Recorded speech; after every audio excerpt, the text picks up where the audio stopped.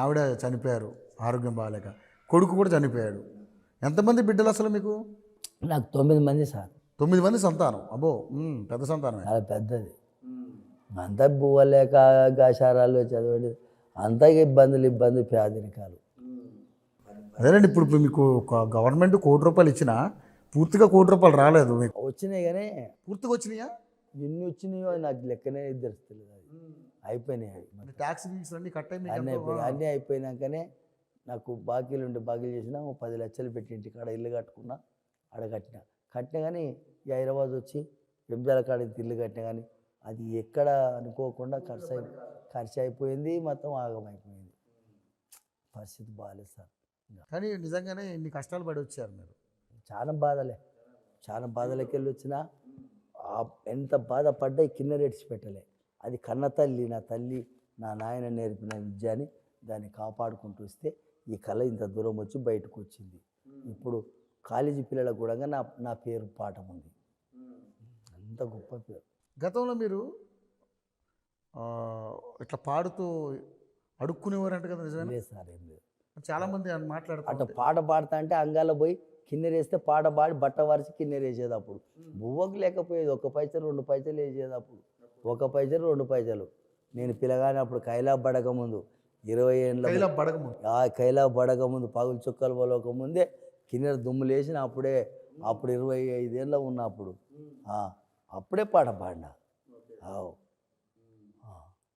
So అయితే మీరు అలాగా ఏమైనా చేస్తే ఆ చిల్లర ఏదైనా పడితే తీసుకొని పోయి 10 బియ్యం తెచ్చుకుని నూకలు తెచ్చుకో.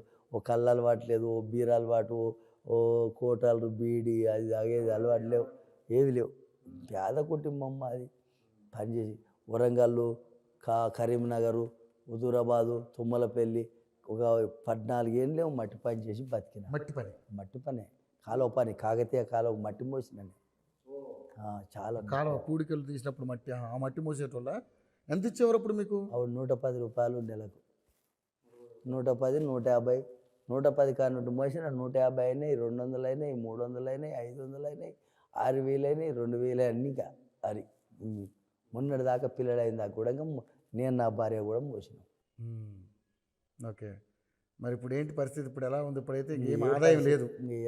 ఆధారం లేదు సార్. నేను గవర్నమెంట్కే చూస్తున్నా. మన సారు మన ముఖ్యమంత్రి సారే రేవంత్ రెడ్డి సారే నన్ను చూడాలి, ఒక కంట చూడాలని దేవుడు ఇంకా ఆయన సాయం, ఆయన దయ అని చూస్తున్నా. అంతేగా ఇంకా ఆయన దయ. ఆయన నాకు ఇంత, నా కొడుకుకు ఇంత ఏదన్నా సాయం చేసి నాకు పింఛన్ లేకున్నా సరే నా కొడుకుకి ఇంత పింఛన్ చేస్తే కింద పడిపోతాడు, పని చేయడు అని భార్య పిల్ల పుట్టింది, పరిస్థితి బాగాలేదు, ఆ పిల్లగాన్ని ఆదుకోవాలి. అంతే ఆదుకోవాలి. మాకింత ఏదో ఆయన దయ, ఇంకేం చెప్తాడో చెప్పుకోవాలి. సార్ ముఖ్యమంత్రి సార్ చేయాలి. కేసీఆర్ సార్ చేసిండు, అబద్ధం వద్దు చేసిండు. ఏదో నేను చాలా పేదలున్నా నడిచింది, కానీ ఇప్పుడు నాకు ఇంకా ఆధారం లేదు.